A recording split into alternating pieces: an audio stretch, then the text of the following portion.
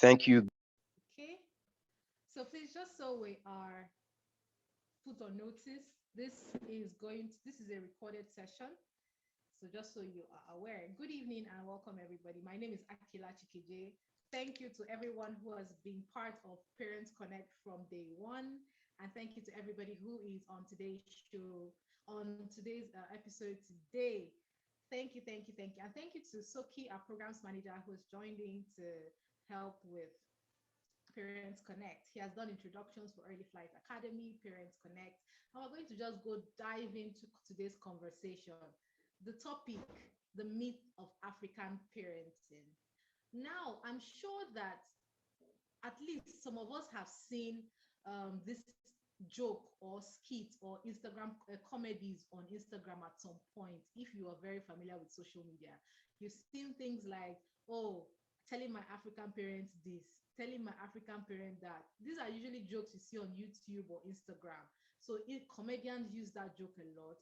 And that joke is usually trying to say that, oh, African parents are violent somehow. So either the African mother is slapping the child or shouting or breaking their head or something, doing something very funny. In fact, there was one that got to me. It was just too funny. Like the child said, they told the child to arrange her room, maybe about 5 year old, and she screamed at her parents. And the next thing, she found herself in the hospital. So they were saying they are resetting her brain. Okay. So flogging, shouting, spanking, yelling, these are the things that are very common as part of raising a child in an African setting. Let's not even deny it. A lot of comments came on my WhatsApp. A lot of people said, some comments were like saying, oh, yes, you can. You need to actually raise a child through flogging because the Bible said, spare the rod and then spoil the child. Some said they would try not to yell, but they would keep stern voices. So a lot of comments, pre-show comments. Someone says the audio is not clear at all. Can everyone hear me? Can everyone hear me? It's just so I know I'm not speaking to myself. It's just a bit faint, like you're far away from the mic or something. Okay. Let me see. So is this better? Is it better in a way? Is this any better?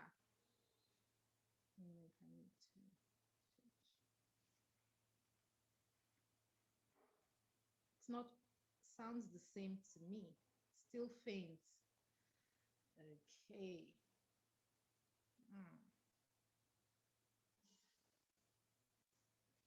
Someone says it's still faint. Hi, do you want to check if the volume on your set is low? Maybe just check. Okay, let me try to do that.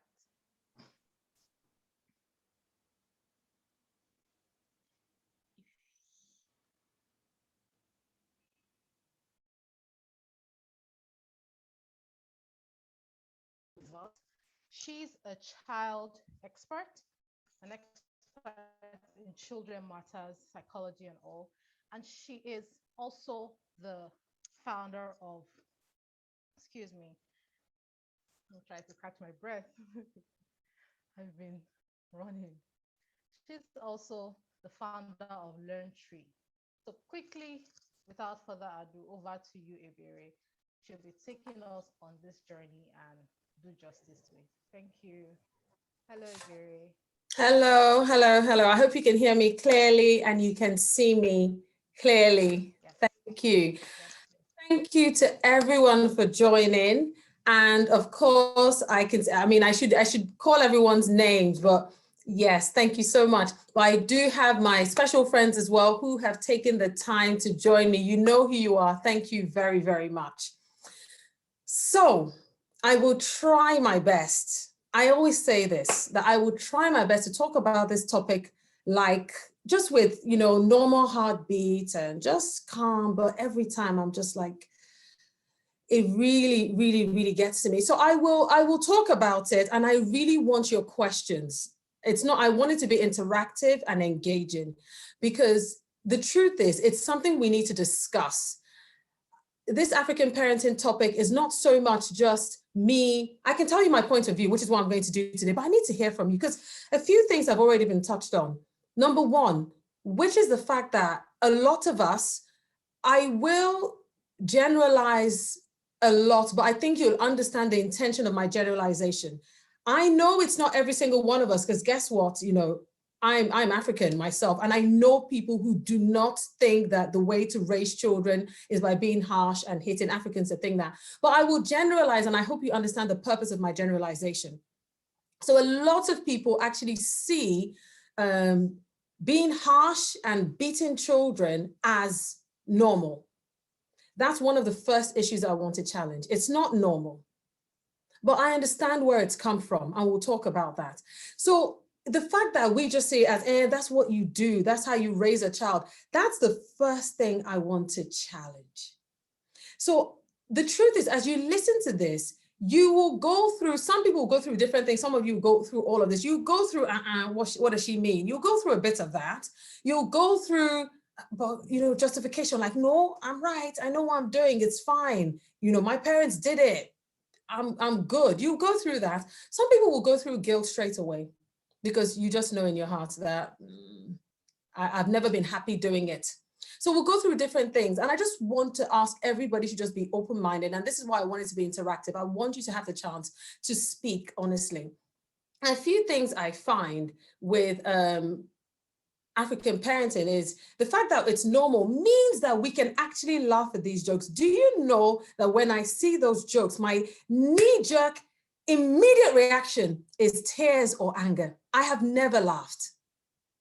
And my point is, if I can get to that point, I know that we all can. And I'm not saying we just all walk around with tissues crying, but I want us to see this stuff and think, whoa, that's not normal. I don't want us to even think, that's a bit funny. It was just a backhand slap. It was just a kick. Or they just, you know, no, these are children. These are, let me correct myself. These are humans. I mean, thank you for the introduction and everything. I've never been described as a child expert. You know, it sounded lovely. You know, it sounded lovely. I'm not even criticizing it. I thought, oh, child expert. I don't see myself that way, to be honest. I don't see myself that. I really just know that it's always been a passion and a desire for me to see humans thrive. Humans, all of us here, it's always been a thing for me. I can dislike you, but if I hear that you're doing something in your purpose and you're making waves, I would definitely contact you and congratulate you. Because I just want to see people, and there are lots of us like that. We just want to see humans thrive. But for me, just like with some people, their focus is on women, some is with men, some is with entrepreneurs, some is with, you know, mine has always been with the little humans. They are still humans. The little humans, the humans that are in our care. I don't look at children as, oh, they're just, they're just, they are humans that will grow up to rule the earth we're on. And in some cases, look after us. They are all born with a purpose, just like some of you would believe that we all are. I believe that. That's something I personally believe. We're all born with a purpose. When every single human being is born, there's a purpose in them. There's a reason why they were designed in that way. Then they were formed in their mother's womb, and I believe by God, put in their mother's womb, and there's a reason why that womb was chosen. Also, there's a reason why that family was chosen, because it might not even actually be the actual mom or the dad, but the adults around them. So I feel like we all have a collective responsibility. It's not about whether you have your own child. We have a collective responsibility to help raise the humans that are around us. But the reason why they were put in our proximity is because we have that responsibility to show them what it's like to be here, because they've come here to solve something. They've come here to help us with something. So I'm to show them the environment. They're coming to learn from me. I'm to teach them what this environment is like. I'm to teach them what this culture is like. I'm to, and I'm to help them release their purpose. That's my role as their teacher or mother or auntie. That's my role. I'm to lead them, show them, model to them so that they can grow up feeling comfortable. Thank you. You have shown me about the environment I was born into. Now I'm ready to release what's inside of me. So when we take that responsibility and turn it around, by the way, our intentions are good. And I'll just pause there because I want us to remember that our intentions are good. But when we don't understand the impact of what we're doing, we actually frustrate the purpose within the child. And that's what breaks my heart. Every time we approach children in certain ways, which I'll list, it definitely kills a part of them. I'm using these words not for, hey, shock factor. It's the fact of the matter. It really does. You guys are listening to me. Some of you know me. There's a part of us that is just unhealthy. And it's because of how we were raised. And this is not for us to sit down and blame our parents. I'm not interested in that. But I want us to realize it, because if we realize it, we won't do the same. So when people talk about African parenting, it's become so normal to accept that how we parent our children is by being harsh, by beating to get a response, by shouting, by criticizing, by controlling. These are the list of things. When people talk about African parent, this is what they mean. Please, if there's anything I've missed, when people talk about African parent, honestly, what do you think? Just put it in the comments, because I want to make sure I've listed them. But these are the things, and I want to make sure I'm not wrong. When people talk about African parent, I was talking to my friend today who's from Sierra Leone. I speak to my friend from Ghana. It doesn't matter what part of controlling. Please put it in the comments so I know that we're on the same page. You know, discipline. I'm going to talk about that word discipline, because when a time will come, if I'm given the kind of permission, I will just remove that word. Discipline, I'll remove, because we've messed it up. We don't know what it means anymore. Because when we say discipline, oh, look at that. Never wrong, unable to apologize. Is this what African parenting is? But this is true, but this is what we recognize. Domineering, controlling. I'm starting to feel very strict and not willing to negotiate, authoritarian. All these things you're talking about are all about control, dominating. Everything you've said is all about control. When you say discipline, I know what you mean, but discipline, you know, it's my way or the highway. That's it. It's all about me. Discipline, you know, is from the root word discipline. And I know that at least the Christians here, when you think of disciple, you think of Jesus and the 12 disciples, and you know that he never beat them. Even though some of them in your mind, you'd have been like, I would have definitely beaten this one, maybe Peter, you know? So I'm just gonna love in the weirdest form. I'm not gonna cry. This is something that I'm like, God, please, I need to stop crying. But these are like bullets you're sending to me now. Lack of respect for the child. Love in the weirdest form. Another thing I find with African parenting is all these things you've said. Exactly. This is what people say. And I know, you can see my face again. I can't laugh, even though I know you're joking. I'm just programmed not to laugh. But I get what you're saying. Never recognizes that a child is a little human. Ah, Lord. The first thing I always say to parents when parents come and talk to me about their children or help me with my child or whatever, I always say the first thing we need to do is change our perspective. We need to see that child as a little human who has been put in your custody. You have been given the responsibility to teach them. Do you know what the main thing you're meant to teach them? Yes, about the environment, we're supposed to teach them how to love. Because it's only if they understand love that they can really pour out what's inside of them. Love, if it's not love that you give them, anything else distorts what's inside of them. They're supposed to come to you to learn about where they're supposed to influence, and they're supposed to come to you to learn about love. So this is why it's very important that we actually raise our children in the right way. Not perfect, no. But we'll come to that if we have time. It's not about perfection, but we need to do better. So you've listed these things about how African parents... Don't need to go out to freaking. Just leave it there in the pot. Can someone mute Favor? How? I'll just wait and then... Favor, you need to mute your mic. Thank you. Okay. Right. Okay. So that's the thing. You understand the way, this is the way African parenting is described. I'll come to why, but let's start with the impact. Let's start with the impact. The first thing is human beings were never meant to be controlled. You'll hear me use biblical references. When I teach parents, or when I speak to parents about raising kids, I use science, I use psychology, I use the Bible.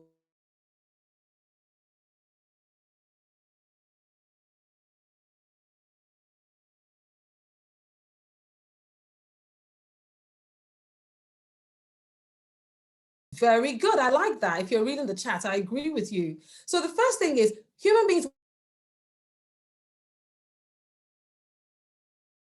you were never meant to dominate.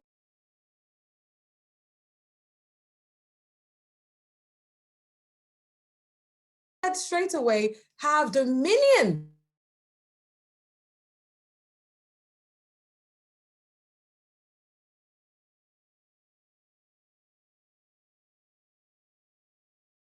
Never any opinion over a human. It's completely counter the way human beings are supposed to be treated. People seem to know this when they are talking to their peers, but they don't seem to understand it when they're talking to their children. And they feel like I am supposed to have power over you. If we meaning of what love is, which we all say we love our children. We love our children, we make mistakes. Nothing wrong with that. It's as long as you're in and you keep moving forward.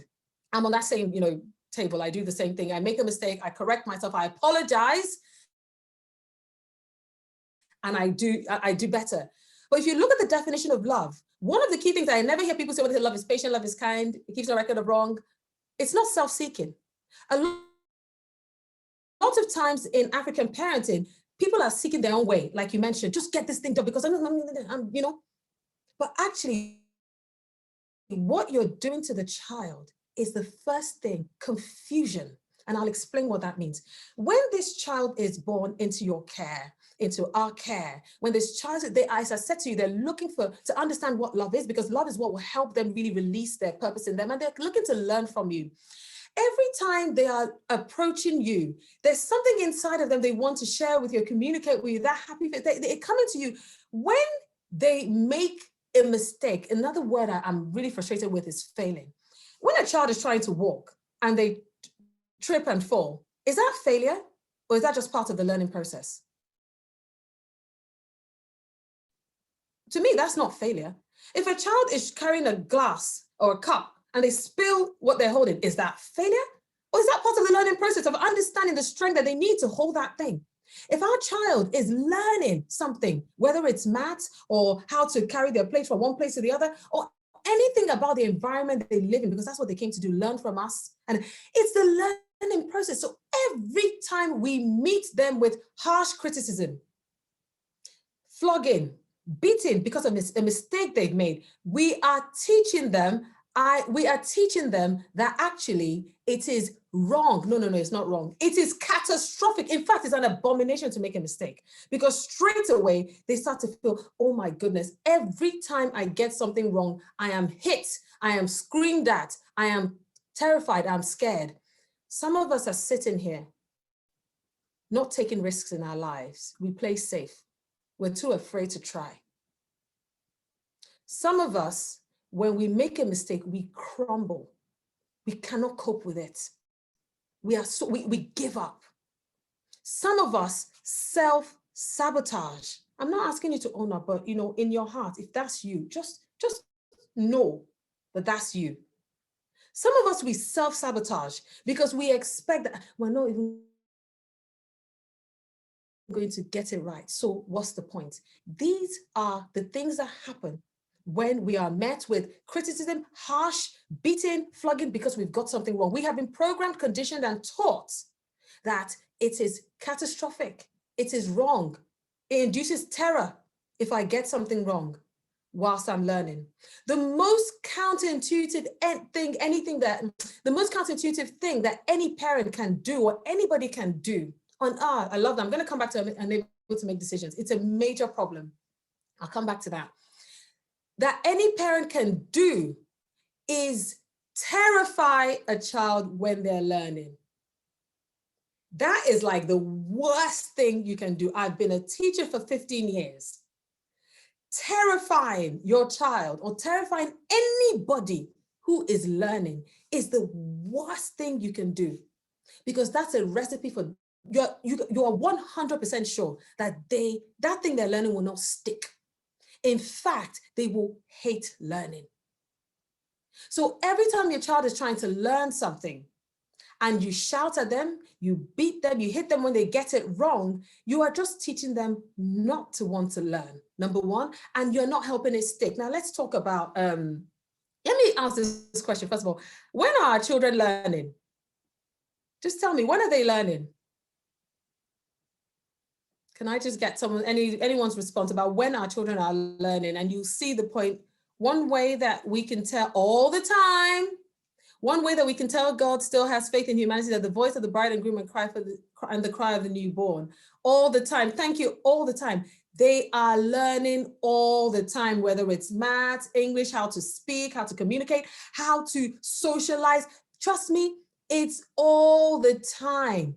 So when we are reacting to the way in which they're behaving aggressively, we're reacting aggressively, they are learning not to do certain things, and they're also learning how to behave when other people get things wrong. We are teaching them aggression.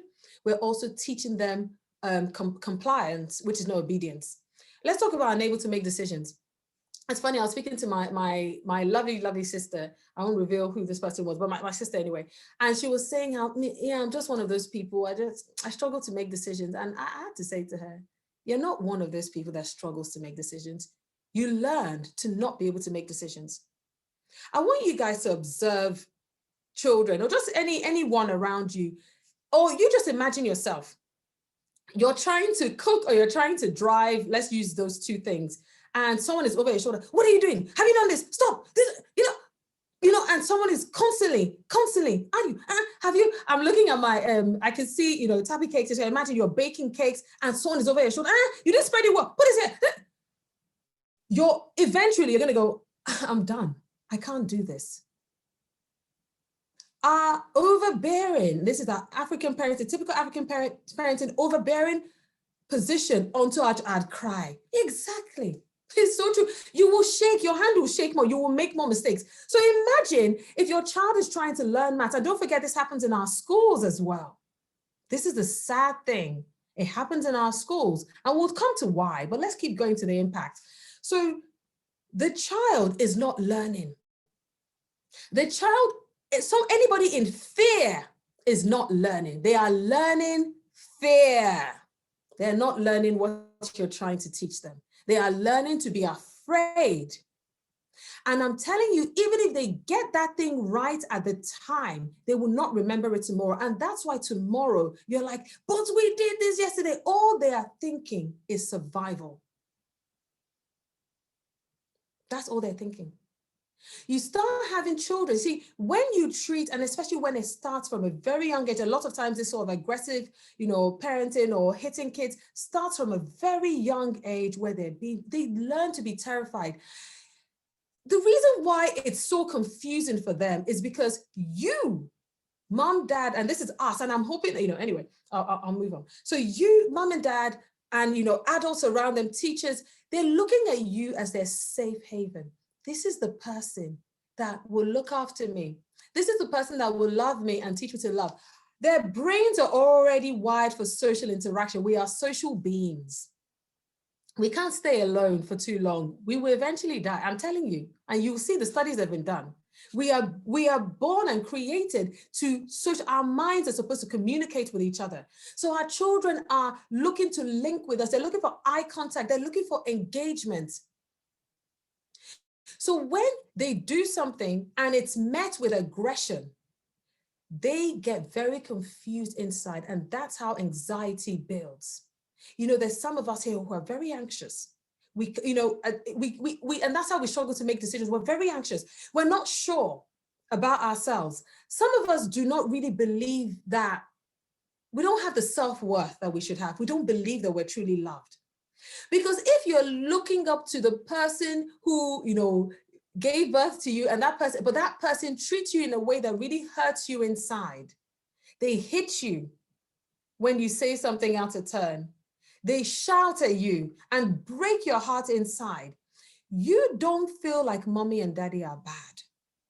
This is the reason why sitting here, a lot of us don't think our parents are bad. We think we deserved it.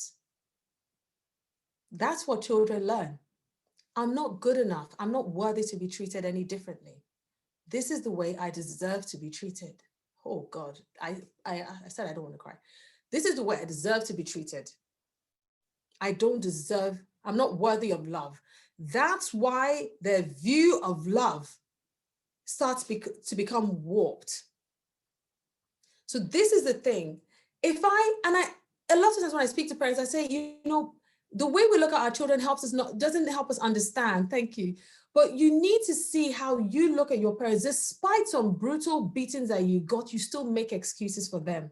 In your old age, you still make excuses for them.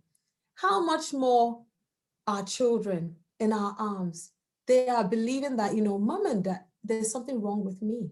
This is how I deserve to be treated. I'm going to jump to the UK now, and I know that we're all over the world. I know we're in Nigeria. I know we're in the UK. I'm going to jump to the UK, and there's one thing I'll just mention. Teaching here really caused me to see a big difference between our children and other children. Guys, we're in a global world. We are setting our children up for that. In fact, we are, in the way we parent, we don't actually realize that we are amplifying the disparity between the races. I hope you understand. Because imagine little Johnny, who gets beaten at home all the time, or when he does something wrong, or when he doesn't understand his homework, or when he just was tired and said, "Mommy, I don't want to do this today." Blah, blah, blah, blah, beats. Okay. Little Johnny knows that that's how he gets treated, right? He goes to school and is sitting in his class with mainly Oyibo kids, maybe just him and the other guy, that's, just two of them who are not Oyibo kids. And then he talks to that person. Thank you. He talks to that other person. Do you know that because of what we're talking about now, the other Black kid in his class is probably going through what he's going through? I hope you realize that. Probably, right? It's normal. In fact, I want to be like, they just, guys, let's be honest. Whenever somebody shares their view on beating, what do we do? Is that your own? Let me tell you my own. We one up each other. Or they just beat you there. That's what we do. And to be honest, I understand. It's a coping mechanism. But that little Johnny in the class talks to his friend Freddie, and two of them are like, yeah, this is what happens. But then they're sitting in a class with 28 other kids at Oyibo that don't have the same experience. Ladies and gentlemen, you have caused and amplified the disparity, because little Johnny and his friend are feeling that, I'm definitely not loved. I don't deserve to be treated better. Look at my friends around me. They don't get treated the same way as me. They are the ones that deserve to be loved. So you have that picture, then they switch on the news and they see what's happening on the news. Reinforcement. I am not worthy. Me and my kind are not worthy. Guys, the loudest message is the one that we give at home. When we do this to our children, we actually amplify it. I know why we do it. We think we're doing it to discipline them and make sure they behave. And I know why. Don't worry about that. But I'm talking about the impact. So we actually amplify it. So now, this guy, yes, my parents use, I'll list what is used. Slippers, belt, whip, all sorts. That's what they use at home, but the policeman uses a gun. The other guy uses his knee.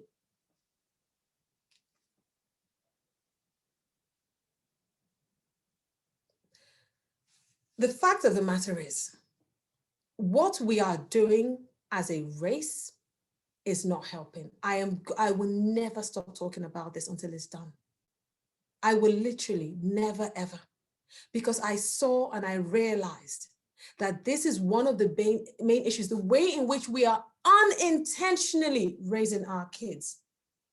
These things I'm telling you that the impact, I can put how much money down. That's not what we want for our kids. I know that's not what we want.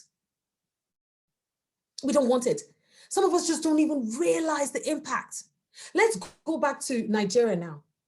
That same child, you're raising them for a global stage. That same child, if they never leave the country, they are still living in a country where we still bring Oyibo people to say, yes, come on, they are the orgas. We are reinforcing it. And they can't speak up to them. We are basically unintentionally raising a race to be submissive. Just put their head down. In fact, submissive, I don't know if that's the right word, because there's to be suppressed. Some of us here, we're very confident. Now, but at least you know me. Let me speak for myself. Am I shy? You can hear me now. But still, in some places, because I've still been conditioned. Imagine, you know yourself and the places that you can't open your mouth. We have been taught in the way we've been raised that we should be seen but not heard. That if your opinion differs from mine as the parent, you will have a harsh punishment, whatever that could be. We have been taught that, you know what, I will make the decisions. So you don't know how to make decisions because you haven't had practice with that. We've also been taught that, you know what, you are not that important. You're not that valued. It's not intentional, but that's what we've been taught. We don't feel very valued. We might all do as if, oh, yeah, we're fine. We're confident. But the fact of the matter is, punish the children by not allowing them to go for lunch. That's crazy. You see, these are the things. Sorry, I haven't been reading all of that. I will come back to those messages. Well, these corporal punishments keep being passed down to our kids, telling them they are not good enough. Now, let's talk about how the brain develops. So now this is the way the brain develops. Now, guys, please read about this stuff. As parents, we should all know, because really, your brain is not an organ. You are your brain. You are your brain. Everything you know and do is there. Everything. It's not just an organ it's not like, oh, my kidney, your brain is you. So we really need to know how our children's brains develop. It develops from the back to the front. See, we haven't even got time. Sorry, guys. I've only gone to the impact. So it develops from the back to the front. That means, and the part of the back is basically, that's where their immediate reactions are. That's where they run. If they're afraid, all of that happens at the back. That's the first part that develops. So when you're terrifying them, you are igniting that part, stress hormones. Do you know that at my age, if someone calls my name loud, my heart is still beating? Can you imagine that nonsense? The programming and the biological change that's going on is happening from a very young age, in fact, before they come out of your womb. The part that we all want our children to develop is the front part. That's the cortex. That part is where they think, they reason. That's the part where they are, the smart part, the clever part. But I said it develops from the back to the front. If we are punishing them, screaming at them, flogging them, beating them, we are preventing this part from developing properly, the part that we want to develop properly. And so what you have is a brain that's not developed as well as you actually want it to develop. This is not fear tactics. Go and read about it. Fact of the matter. They now rely on self-preservation. They rely on safety. Why do you think in our race, in Africa, we are not at the top of the innovation chain? Why are we not? We don't have time to create. We are too afraid to create and take risks. Who has time to create? I'm self-preserving. And that self-preservation has been happening in our homes. I'm going to talk very quickly about where a lot of this came from. Now, the fact of the matter is, beating and suppressing Black people has been happening. Don't kid yourself. And this is not me using propaganda. This is fact. It didn't start with your parents. It didn't start with your grandparents. It didn't start with your great-grandparents. Just keep going back. Beating Black bodies are, in fact, I read somewhere where they said Black bodies are used to being beaten in order to get them to do what they want to do, used to it. And this has been happening since slavery. You know that. That kind of treatment, the trauma of what happened in that time. And don't forget that even after that went on for how long? Even after the release and when it was all disbanded, don't forget that the oppression continued, the racism continued. We couldn't hide we are Black. We can't hide and mix with everybody else. You can see this. You can see who we are. So it continued. Now, you need to understand that fear and trauma that our Black ancestors went through, I don't care what part of Africa you're from, they all came from Africa. That's the fact of the matter. Please go and read. You agree with me. And that trauma now meant that they had to, now, in fear, protect their children. And the way we protect our children when we are afraid is by controlling. Try it. You're afraid, you're not loving. When you're afraid, you react. You want to preserve them. So you think, oh my gosh, behave yourself. You need to be well behaved. Why? Because if you're not, this is what will happen. So in fact, let me beat you here so that you don't even try it outside. Because they have learned that's the way we were trained. There's so many things I've read about. There are things, for example, during slavery, Black people were, do you think the white slave master could go around beating all the Black people? They had to give Black people to beat their own people. So it's all been happening then, and this continues. So we start to, oh my gosh, this is the way to control. If that's all you've learned, that's what you talk about things like dogs. Let's go. Why do you think we're afraid of dogs? Let's go upstairs. Can you mute your mic, please? Sorry. So, thank you. So, why do you think we're afraid of dogs? I'm just going to leave that there for you to find out yourself. Is it normal that we see a dog? Why is it our race? Like, oh my gosh. And the person straight away goes to the dog, oh, okay, what breed is this? And we were like, hey, take that thing away. Why do you think so? I'll leave that one for you to find out, or you can speak to me later. Again, look at the pattern. These things are passed on. Let me give you a simple one. I'm rushing now, but let me give you a simple, it's okay, baby. Let me give you a simple one. If you're afraid of swimming, be honest with yourself. Conditioned reflex. I think I need to hook up with Innovators. I think I pronounced your name well. I'm quite good with names. Well, thank you. Absolutely.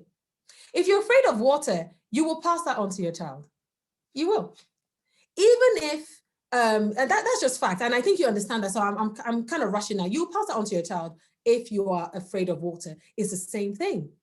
So the way in which you've been conditioned, and the reason why a lot of us are doing this with our children is because that's what it was done to us. So if that's what our parents did and we're subconsciously doing it, then why do you think that if that's what was done in slavery, that's not what's been passed down? It keeps going down, and it keeps going. Why do you think it's not just Africans that say, oh yeah, beating is normal? African Americans say the same thing. Hasn't it ever occurred to you? Why? No, it needs to stop. We won't bring it into our homes anymore. We've made a mistake. We've got it wrong. We're going to stop now. I can teach you so many other ways. All I've done today is talked about the impact, and I've briefly touched on where it's come from, but it must stop. You literally, exactly, okay, my dad, okay. Another thing I'll just say very quickly, think about how you feel about your parents. You might not want to, you might say you love them, but how close are you to the ones that really, really beat you? How close are you? And also, let me end here, in fact, because there's so much to say, but let me just end here. If beating, harsh treatment, and punishment, I've said this before, and I'll keep saying it, if all those things were what will help you become well-behaved and what was required to raise a well-behaved child that would be upstanding in the world, why aren't we ruling everywhere? Why? Seriously, the Black man should be everywhere. We've had enough beating, plenty beating in school, at home, neighbor can even add hand. You know what I mean? Like, we've gotten enough. We should be ruling everywhere because it's so good. We shouldn't be predominantly in prisons in America. We shouldn't be at the bottom of the food chain in the world. Come on, guys. The fact of the matter, oh my goodness, I just realized I didn't even touch on the Bible. Right, very quickly. You and I know that the Bible doesn't ask us to beat our children. You know. Because if you did, if you really felt that the Bible was asking, then why do we feel guilty when we do it? Some of us do. Why? I'll just be very quick about it. The rod is nothing to do with beating. Spare the rod and spoil the child was actually taken from the Bible by a poet. And when he even used it in his poetry, he wasn't even using this, thank you, darling. I've been given 5 minutes more, so I'll wrap this up with the Bible part. Okay, so when he took it from the Bible, he wasn't even using it to refer to beating a child. He was talking about love, and he was comparing his love to be like a child. And he said, and then he used the expression spare the rod and spoil the child. But people latched onto it. People are not beating their children because the Bible tells you so. They're basically beating their children because it's a reaction. They don't know what else to do, but they are using the Bible verse to justify, to help them feel better about what they're doing. It's not that you don't want to beat your child, but the Bible told me so I have to beat my child. It's not that. It's the other way around. You're beating your child and then you're justifying it with a Bible verse. That's what you're doing. So let me ask you this. The Bible says we should give to the needy. Has anybody here ever felt guilty after giving to the needy? Anyone? Ever felt guilty after giving to the needy? Because actually, that's what God wants us to do. That was a clear instruction. Why do you feel guilty after beating your child if it's what God wants? That's just one quick thing for you to think about. He never intended for us to beat our children. Now, another thing I love about Jesus, now I have to go to the Bible because people use this to justify their actions. Jesus came on earth, and I think you know what I mean when I say this.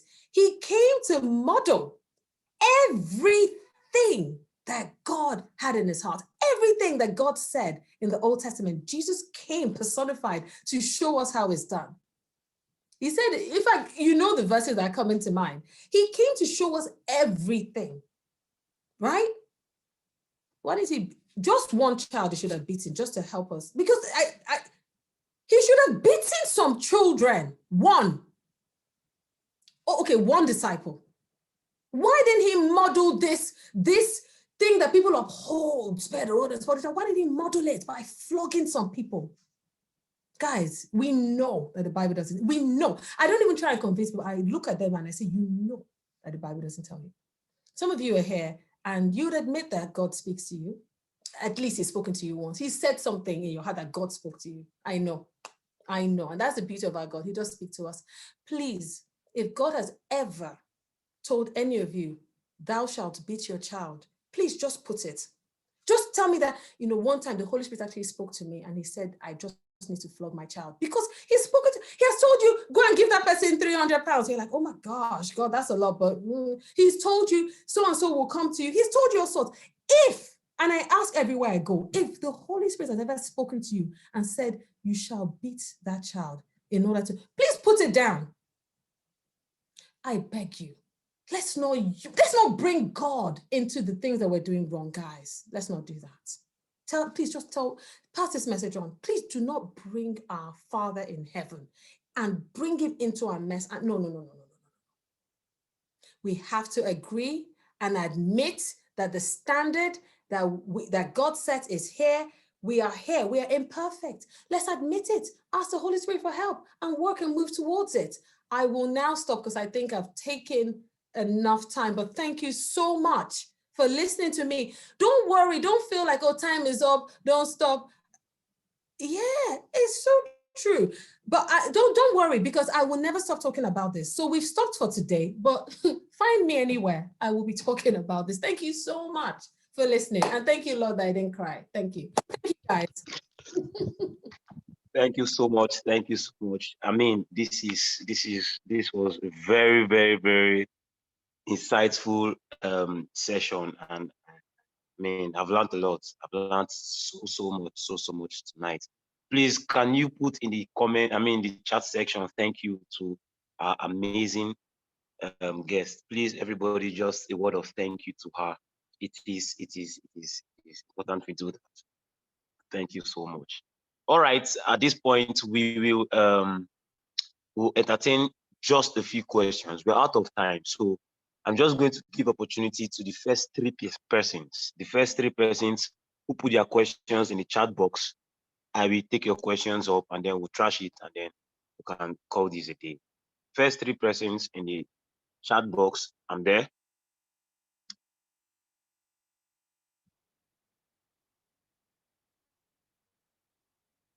Okay, while we wait for questions, let me just hand over to Akelachi to take it over from here.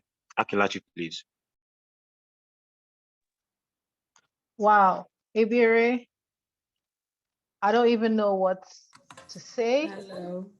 I don't know what to say, honestly. I took notes until I couldn't take anymore. Because I was live tweeting, I was sharing on Twitter, on WhatsApp. In fact, please, I don't even the smiley to use. My reaction right now is mind blown. I don't know if you know that smiley, that one that is as if your head is gone proof. That's how my mind. This is deep. This is really, really, really deep. But thank you so much. Thank you so much for touching the surface, like you said. And while we're still waiting for questions, There are and quite a before few questions here. yeah, before we go on to start moderating the questions, I would quickly go on to take a short break. And in that break, I'd just like to inform us, this is a parenting platform, and we have an opportunity for young children. If you want your young child to learn French language, we have a very quality resource that I've seen, and it's produced by a professional French teacher with lots of years of experience. So I'm going to put that in the chat box. If you're interested in getting your kids to learn, if you're interested in getting your kids to learn French, it's always good to have the children learn more than one language. I mean, we're a global village right now, as Ebiere noted. So the information is in the chat box. The learning resource, it's a video format. So it suits our 21st century learning method. And it's a very, very eye-catchy video for kids. They'll love it. Covers the alphabet, greetings, objects, numbers. It's a very good beginning resource for young children. So if you're interested in that, get that. And then we'll quickly jump into our questions, comments, observations. Ebiere, get ready. I'm sure you're very. So let me go into the chat box now. Where are questions? Questions. So Yeah. Favor says, how to return? Is this a question? I think the first one I can see. Okay. We correct Okay. Yeah, go on. I don't know if this is the first one. The first one I can see is how do we correct our mistakes from Gbemi, and Joke says 3 top practical ways to change. So I guess it's all the same thing. It's about changing. That's very important. I will summarize here, but the truth is, I'll give you the key thing that is necessary, but it will be a journey. Because if you think about how far you've gone in terms of getting to this point, and can I just say something very quickly? If a child is in a jungle being attacked by a tiger, do you know that they actually feel the same way if they were in that jungle and their friend was being attacked by a tiger? And they watched their friend being eaten by that tiger. My point is the fear feels the same. So what I'm saying here is, you might be doing something with your child, or you might not have beaten you, or you might be thinking, I don't beat my child, but they're in school. Somebody else being, quite frankly, massacred. You know the word, beaten properly in school. So my point is, it's actually something we all need to be talking about.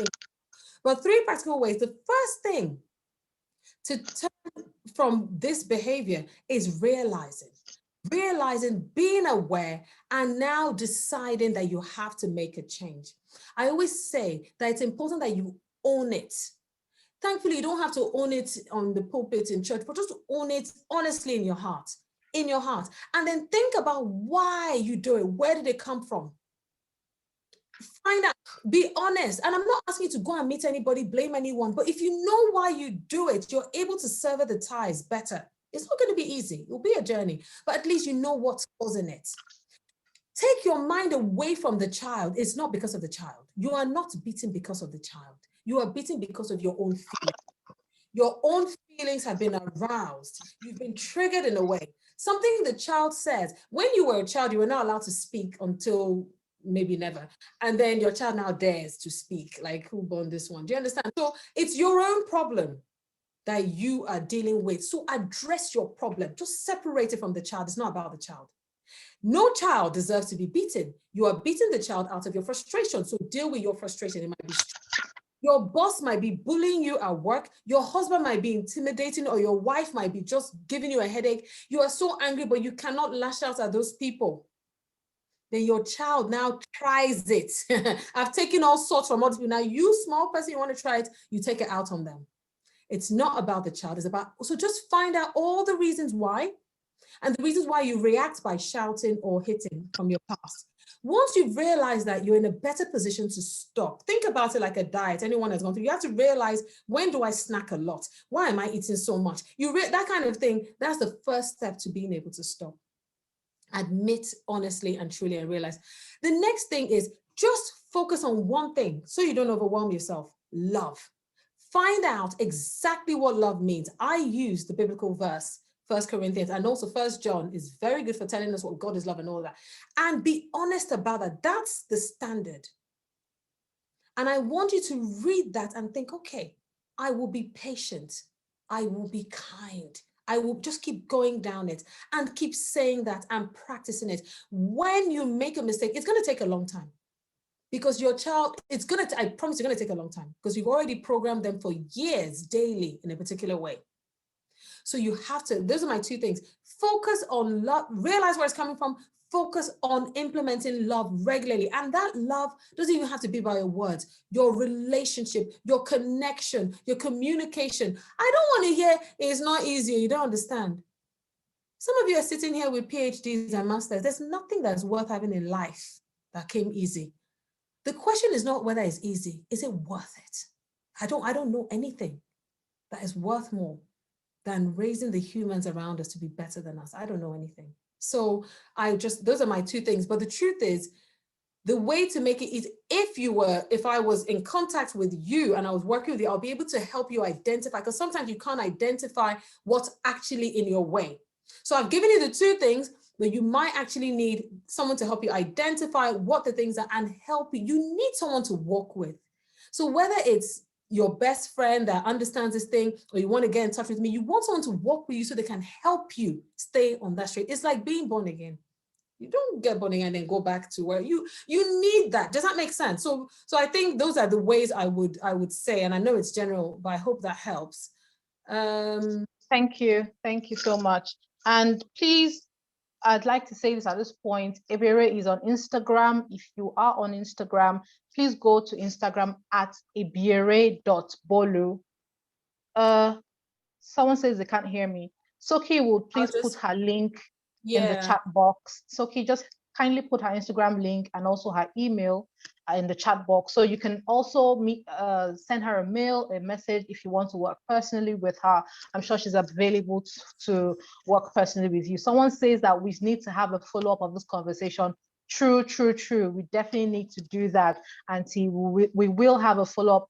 I really hope we can have Ebiere again dissecting this conversation. But moving on to the next topic, usually, as is our tradition, I always ask the first question, but today I was a bit overwhelmed by the conversation, to be honest. But now that we've been able to catch my breath, I'd like to ask, so you made a very cogent point when you said that someone says it's conditional reflex. So we learned it from our parents, they learned it from their parents. And I really believe that. I really do believe that. Because like you made the point of Black Americans also doing that as well, really makes sense. But if you notice that you already have older kids, so say in their teenage years, who are already exhibiting these violent tendencies in terms of disciplining their younger ones, the younger kids. So say a 14-year-old trying to help the 5-year-old do an assignment and is shouting and is doing all of that. What can you really do for those who are already, the young kids who are already exhibiting that? That'll be my question. The first thing is you honestly have to, let me just address this very quickly. So my Instagram, it'll be much easier to DM me. I'll see much quicker than any other way. I have, just to say, so it's the quickest way, Instagram. That'll be easiest. Okay, and then we can carry on from there in your wrong. Okay, right. So once you see that, first of all, you have to realize that the 14-year-old child is exhibiting what they have learned from you. okay? They already exhibiting what they've learned from you. So you cannot now turn up and say, no, don't do it this way. No, no, no. In fact, that's a good chance for you to just approach this thing with humility. You will have to start modeling. I have 2 kids myself, and the younger one is really frustrating his older brother. I'm trying to keep my voice down, but he really is. And because I don't use, I don't hit my kids or anything like that, the older one, you can see he's frustrated. You can see that if beating was normal in my house, he would have broken that boy's head by now because he's just trying his patience. But he's just like, I don't know what to do. So you can see him trying to do what mommy does. So it's a great opportunity to speak to him. And I say to him, guess what? You are developing your patient muscles. You are learning patience because you will not have to learn patience if you were in an environment where there was no way to practice. So then I teach him how to be patient. I say, so first of all, when he's doing this, there's the urge for you to want to step up and control. But I'm now telling you, the best thing to do is calm down. So you teach them the correct way to behave. Calm down and speak to them. In fact, I always say, when the child is misbehaving more, ladies and gentlemen, it's time for you to up your kindness. It's actually time for you to pause and up your kindness. Because just imagine if I approach you and I'm just like, what's this, and I'm talking to you anyhow or whatever it is. And you just paused and you said, how can I help you? I might try and shout again, but you respond again with pause and kindness. Eventually, I'll have to calm down. So when our children are in that way, we now get it wrong by amplifying our own. So they're acting crazy, right? We amplify with more craziness, and they might increase the time. Then we amplify it. Before we know it, we've gone into all sorts of things. We don't teach the child to be calm by being aggressive. Okay, so modeling, I'm trying to keep it short because I know. Yes. Oh, thank you so much. Before we go on, upping your kindness works like magic. I use that strategy a lot. And that's coming from someone who deals with kids day in, day out. So I would have to believe that.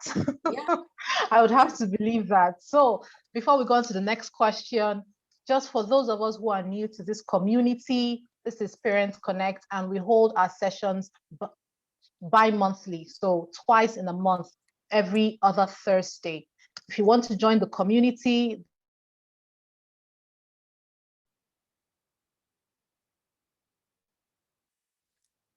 sorry, I think she's frozen. I just wanted to mention too, I think it's Ebiere Bolu, please just contact me via Instagram. Oh, you don't do Instagram. Oh, right.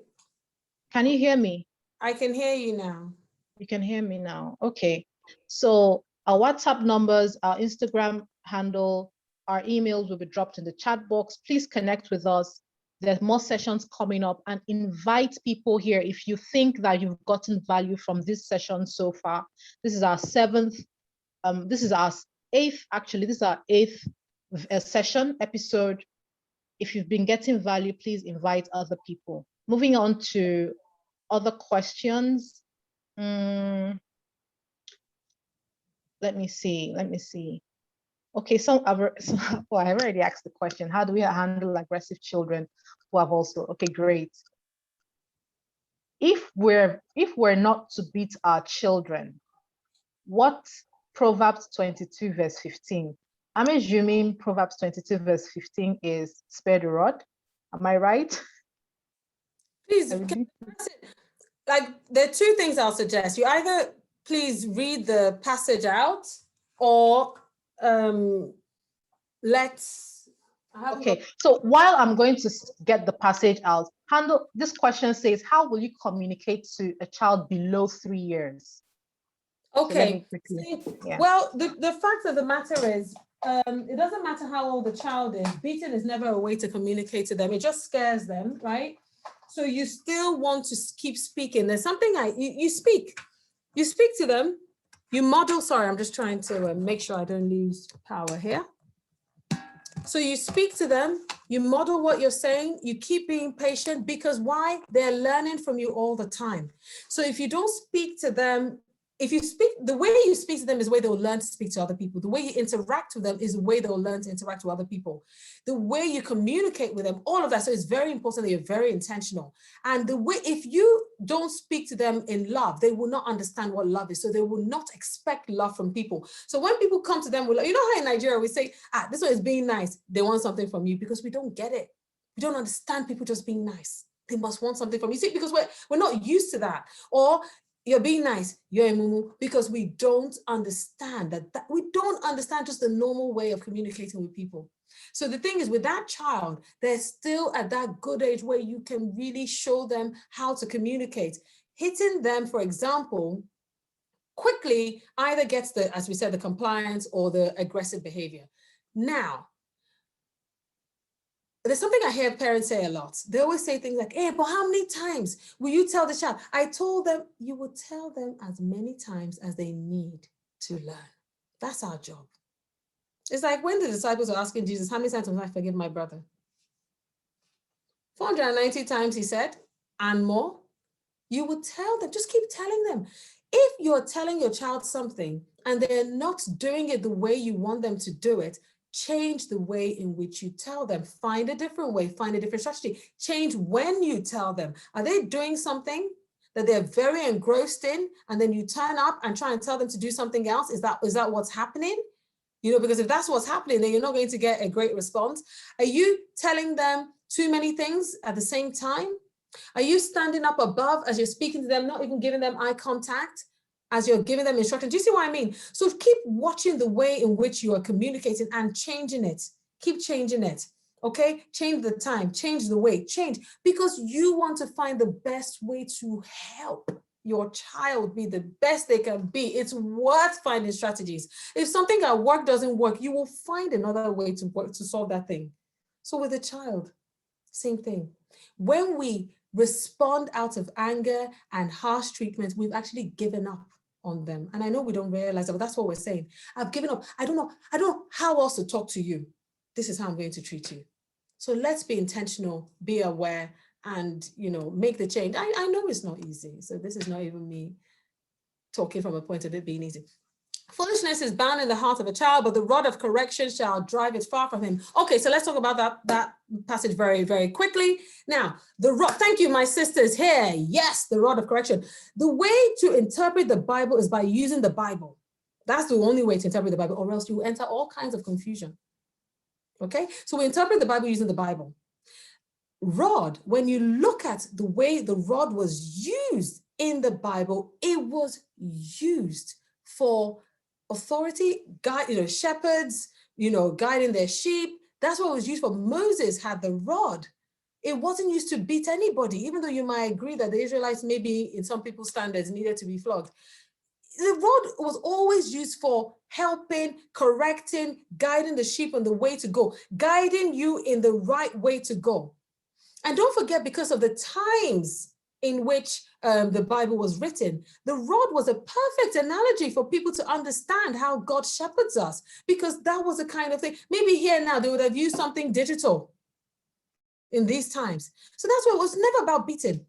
And the best passage I find for talking about what the rod means is when David was talking in Psalm 23, and he said, even though I walk through the valley of the shadow of death, I fear no evil. Pause. Valley, shadow, death. I was walking through all of them and I'm not afraid. Why? Because thou art with me. Your rod and staff comfort me. Guys, if that rod was for beating, it will not be a source of comfort for David when he's in the valley of the shadow of death.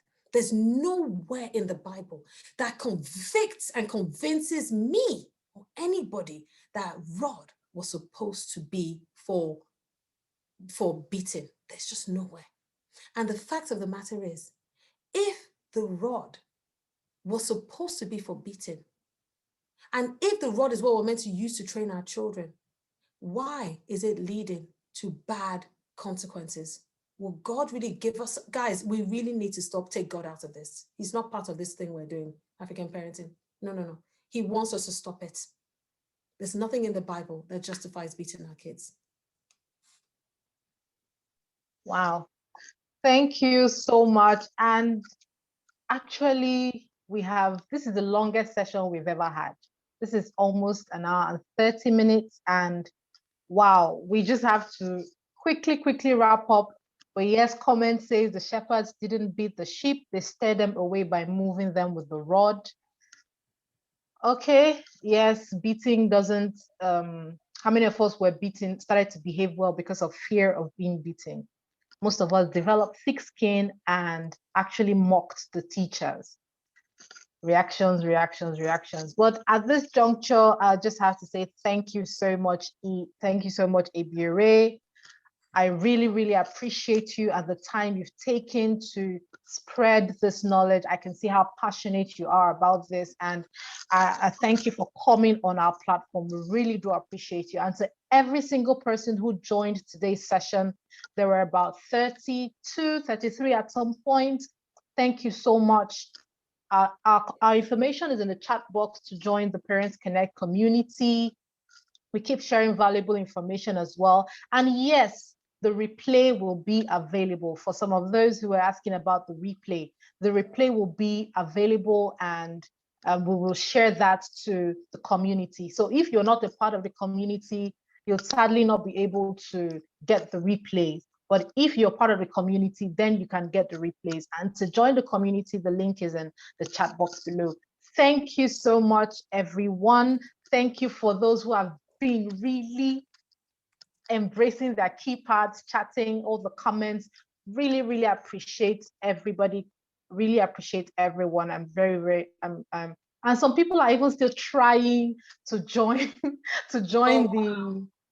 the program.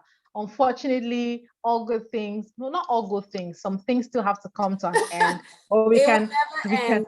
No, it will never end, but we can continue the conversation some other time as well. Thank you so much, everyone. Thank you.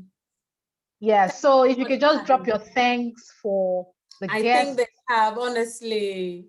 Yes, they have already. Thank you so much, everybody. So much. Okay, God bless you all. Thank you so much, guys. I'm going to say bye now. Thank you so much for listening. Thank you.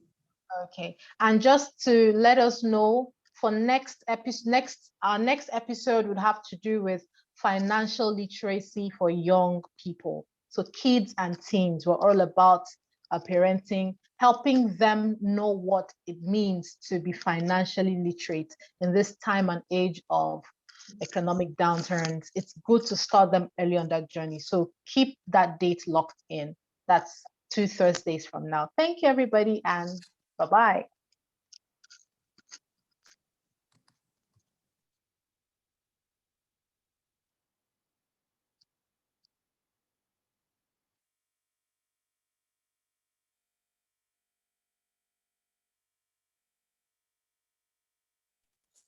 Thank you so much, everyone. Alekachi, God bless you for all you do. Thank you. Thank you.